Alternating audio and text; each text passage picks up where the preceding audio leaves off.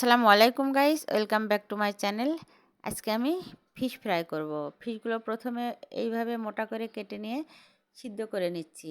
লবণ, হলুদ আর একটু মরিচ গুঁড়া দিয়েছি আর সামান্য একটু আদা দিয়েছি। দিয়ে ওগুলো সিদ্ধ করার পরে এগুলো ভালোভাবে কাটা ছাড়িয়ে নিয়েছি। এবার ফ্রাই প্যানে তেল দিয়ে দিচ্ছি। তেল দিয়ে দেওয়ার পরে গোটা রসুন দিয়ে দিয়েছি 1 মুঠ মতো। আর এখানে দিয়ে দিচ্ছি, এগুলো একটু ভাজা ভাজা করার পরে দিয়ে দিব মেজারমেন্ট কাপের 1 কাপ পেঁয়াজ কুচি। পেঁয়াজ কুচিগুলো একটু 2-1 মিনিট ভেজে নেওয়ার পরে দিয়ে দিব ফিশগুলো। আম্মু আম্মু কি রান্না করো? ফিশ ফ্রাই করি আম্মু। আমাকে একটু দিবা? এবার এখানে দিয়ে দিব স্বাদ মতো লবণ, 1 চা চামচ হলুদ গুঁড়া, 1 চা চামচ জিরার গুঁড়া, 1 চা চামচ ধনিয়ার গুঁড়া, আর ক্রাশ দিয়ে দিব 2 চা চামচ আর কিছু কাঁচামরিচ কুচি।